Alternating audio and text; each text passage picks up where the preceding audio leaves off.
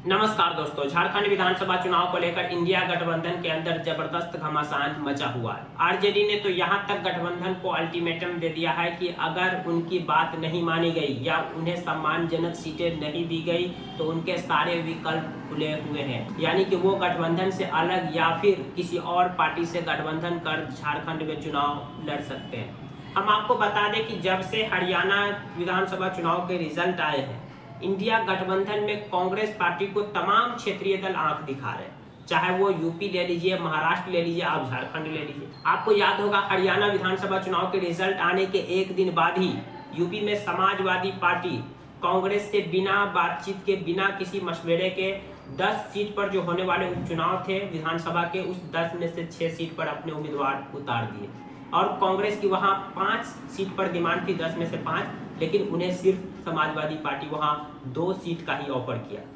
इसके अलावा महाराष्ट्र में तो घमासान मचा ही हुआ है, आप जानते ही होंगे। महाराष्ट्र में उद्धव ठाकरे, कांग्रेस और शरद गुट में घमासान मचा ही हुआ है सीट बंटवारे को लेकर। ये भी हरियाणा के रिजल्ट आने के बाद ऐसा देखने को मिला है। अब झारखंड की बात कर ले तो झारखंड में भी जबरदस्त घमासान मचा हुआ है। आरजेडी के सांसद मनोज झा ने कहा कि अगर उन्हें सम्मानजनक सीटें नहीं दी गई तो वो अलग चुनाव लड़ सकते हैं इस गठबंधन से। चलिए ऐसे में हम समझने की कोशिश करते हैं कि आरजेडी को इंडिया ब्लॉक कितने सीट का ऑफर कर रही है और आरजेडी कितना सीट पर चुनाव लड़ना चाह रही है झारखंड में, और आरजेडी की डिमांड कितना तर्कसंगत है, इंडिया गठबंधन जो उन्हें सीटें दे रहे हैं वो कितना तर्कसंगत है। इन सब के बारे में हम विस्तार से विश्लेषण करेंगे। आप लोगों से रिक्वेस्ट है कि आप इस वीडियो को कंप्लीट देखें। अगर मेरे चैनल पर फर्स्ट टाइम आए तो प्लीज चैनल को सब्सक्राइब कर दीजिए, वीडियो को लाइक करना न भूलें। हम आपको बता दें कि झारखंड विधानसभा चुनाव के लिए 13 नवंबर और 20 नवंबर को 2 फेज में वोट डाले जाएंगे। वहां मुख्य मुकाबला इंडिया और एनडीए गुट में। एनडीए गठबंधन ने अपने सभी सहयोगी दल के साथ सीट शेयरिंग का फॉर्मूला तैयार कर प्रेस कॉन्फ्रेंस कर इसकी घोषणा भी कर दी। हालांकि इसको लेकर भी आरजेडी और चिराग पासवान के बारे में खबरें आई कि वो नाराज चल रहे हैं, लेकिन फिलहाल सब कुछ ठीक। वहीं इंडिया गठबंधन की बात करें तो इंडिया गठबंधन में सीट शेयरिंग को लेकर के घमासान मचा हुआ। शनिवार को हेमंत सोरेन ने प्रेस कॉन्फ्रेंस में कहा कि कांग्रेस पार्टी और जेएमएम हरियाणा के 81 विधानसभा में से 70 सीट पर चुनाव लड़ेगी। इस प्रेस कॉन्फ्रेंस में हेमंत सोरेन और उनके जो अन्य नेता थे वो थे कांग्रेस पार्टी के अन्य नेता या कांग्रेस पार्टी के लीडर मौजूद थे, लेकिन इस प्रेस कॉन्फ्रेंस में आरजेडी नहीं थी और इस प्रेस कॉन्फ्रेंस में लेफ्ट नहीं थी। हेमंत सोरेन ने कहा कि पिछली बार 2019 में हम 3 पार्टी मिलकर चुनाव लड़े थे, जिसमें आरजेडी थे, कांग्रेस थे और जेएमएम थे, लेकिन इस बार हम लोग इंडिया गठबंधन के अंदर 4 सहयोगी दल के साथ उतरेंगे, जिसमें एक जेएमएम, कांग्रेस, आरजेडी और एक लेफ्ट भी इस बार इस गठबंधन में शामिल होंगे।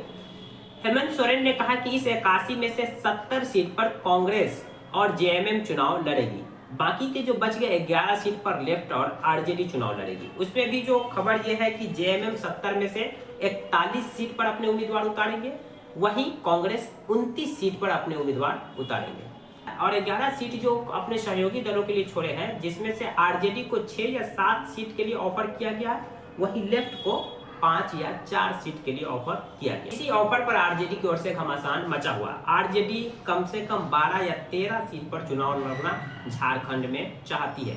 आरजेडी के जो सांसद मनोज झा ने कहा कि लगभग 17 या 18 ऐसी सीट है जिस पर आरजेडी की जबरदस्त पकड़ है, लेकिन कम से कम हम 12 या 13 सीट पर चुनाव लड़ना चाहेंगे, इससे कम सीट पर तो नहीं।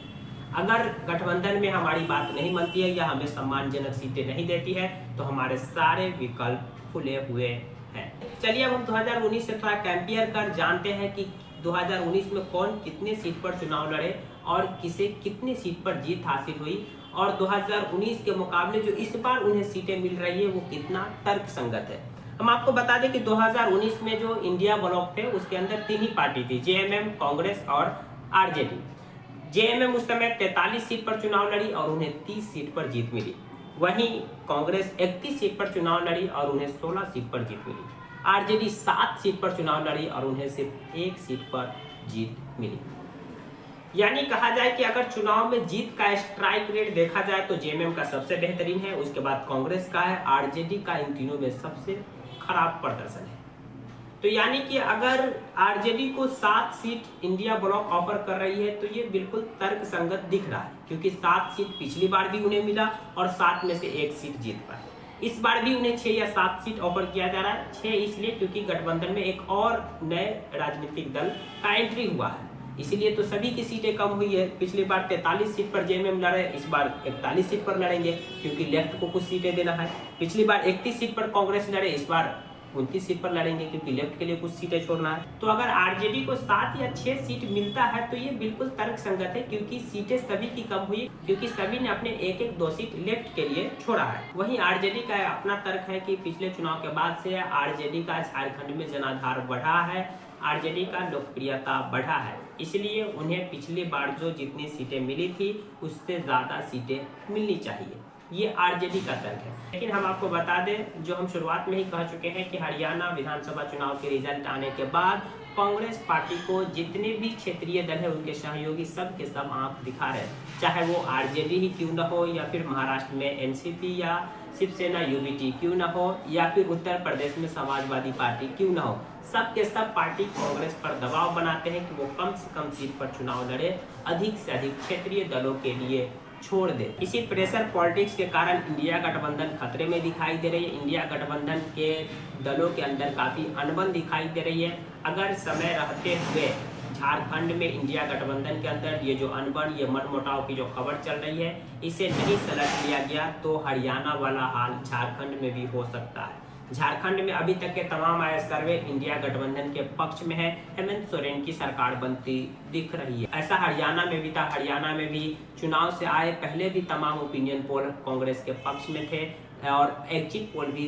तमाम कांग्रेस के पक्ष में थे, लेकिन कांग्रेस की अंदरूनी कलह वहां कांग्रेस को ले डूबी।